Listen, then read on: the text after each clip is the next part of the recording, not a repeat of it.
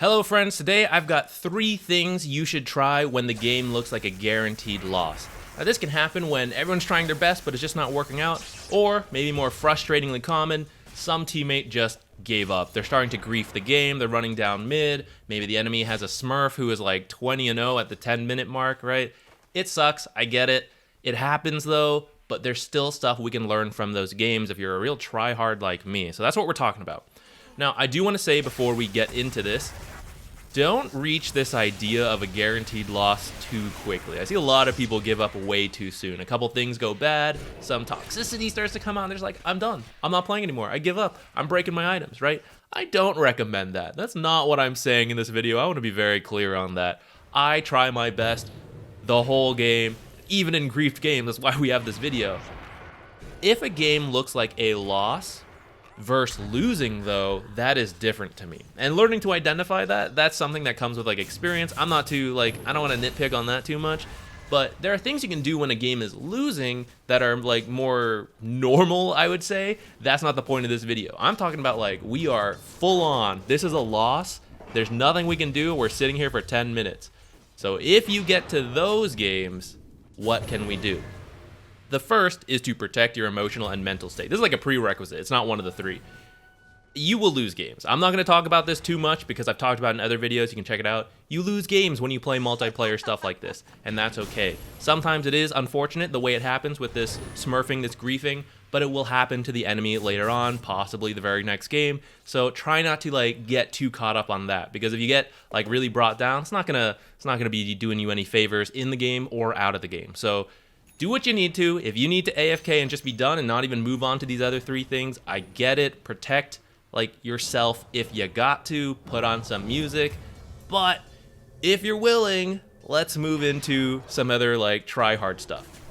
So the first, practice your minimap awareness and your enemy hero itemization awareness. So as you continue to like try to push out waves, defend, play the game, start just really focusing on the minimap. Constantly look at the minimap, look at the time, click every enemy hero you see, check their items, right?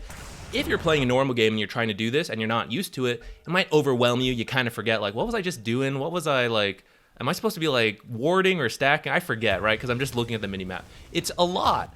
But if the game is over and you're just waiting for it to end, this is the perfect time to practice this. Build up this habit, and then next time you get into a real game, you don't have to like go as hardcore into it as you are in the griefed game, but hopefully it's helping to like start build this habit. Like you're checking the minimap more, you're checking enemy heroes and their itemizations a little bit more. That is legitimate, useful Dota skills that you can practice in this griefed game and carry on to the future, so that's a great one. The next one is to delay the game as much you can by cutting creep waves. Now you might get people mad at you on your teammates and the enemy. I don't care. People get mad at me for this, whatever. Legitimate games can require this, right? Your carry dies without buyback. I'm sure you've experienced that.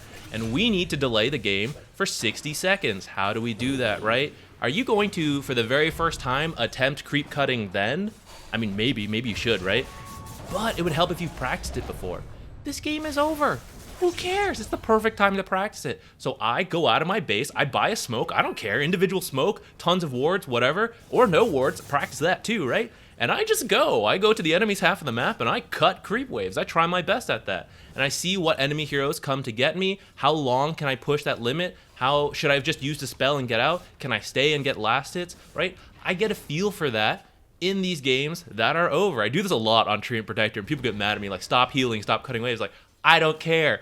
My goal in this loss, I set myself like an individual goal. I'm like, I am going to delay this game 5 more minutes. Like, I do that. I don't care if it's a loss. It's going to be a loss in 5 more minutes because I'm going to do my best cutting creep waves. You can do this with other heroes, right? It doesn't have to be Treant, but figure out what you need. Hey, I don't usually build a blink, but if I have to delay the game and I see this coming, maybe a blink is what I need. Maybe an Aether Lens is what I need to defend my tier 3 from way back so they don't just kill me, right? Figure it out. Try something new. You've already, in theory, lost this game, right? So it is the perfect learning opportunity to learn how to delay the game, which is something you will need to do in actual games where they're not being griefed. The third one is not something you can always do, but it depends on who else is still playing the game. So that's actually what you're seeing right now. I'll probably have some gameplay on this where 2 of my teammates gave up. 2 cores, unfortunate. And funny enough, the Meepo player was still going, right? So I decided, all right, me, the other support, and Meepo, it's us against the world. Let's see what we can do. We probably will lose without 2 other players, right, who aren't taking the game seriously. Like I said, a loss is a loss, so why not see what we can do? This will happen, right? In legitimate games, everyone's playing their best, but 2 lanes get shut down. All right, let's go. Action squad here with the last 3 heroes. We need to make space. We need to hunt down the enemy carry, 3v1, get a kill, get out. We need to push out this lane together, get out, right? If you have these people and they're willing to play, this is the perfect time to see what you can do. So that's kind of what I did in this game. I tried really hard with the Meepo and the other support. I tried my best, and we actually recovered. We could have totally won this game, but the other 2 just would not play, so we did end up losing, and that happens. But if they had been playing, this was a great experience, right? Should I have still played with the Razor or the Ember who were having a really bad game? Maybe that is what I would have done, because in theory it's like, oh, maybe I need to let Meepo farm, right? But this was a great learning experiment for me to say, hey, Meepo's usually the carry who just wants to farm, but now he's the space maker. I guess let's see how it goes, right? And it worked out. It was something that could have been done in a legitimate game if we need to. So I learned something from that game, even though it was a loss. It was unfortunate, it's totally winnable, and that is frustrating, like I feel that, but at least I still got something out of that game. I got to practice something new. I got to see, like, here's how I can still have impact. It's not going to matter this game, but it'll matter in the next game. That is really useful. Those are the 3 major things I wanted to talk about, but you can, of course, do other things, whatever you want, come up with your own ideas. My emphasis here is try to learn something in these games. Other things I've done in the past are just smoke ganks like crazy. 5 of us realized the game was over, and we're just like, let's just go smoke gank like everyone, right? 5 of us just go party in the bottom lane. We all just kept going, even without smokes. Everyone just go to the bottom lane, try to take this tower. It's funny, it's fun, and it's a learning experience. Let's see what happens. Like, maybe we really do need to do this. It didn't work that game, but it was an experience. It was something I can take into the future. You can try a new build a Dagon, E-Blade combo, right? You try to save teammates as you get Dovin or tier 3s, or maybe the E-Blade Dagon burst is enough to like actually get a kill. Maybe you go for like a first item Hex, right? Why not? Try farming in the enemy jungle. Just like walk over there and see if you can get farm there. You can do this as a carry player. Funny enough, you see this all the time actually. Carry players give up, they like break all their items, they walk to the enemy half of the map, and they farm uninterrupted for 5 minutes. And it turns out they could have done this the whole time with items, and they could have done something useful. I hope they take that into the future game and not give up and break their items, but it's something you can practice, right? Just try it out. I can't farm on my half of the map. Let me go onto the enemy's half of the map. It's usually pretty scary, but this game's over. Whatever. Turns out it works better than you might expect. Try whatever. Leave comments. Give me some ideas, things I can try out. I'd love that.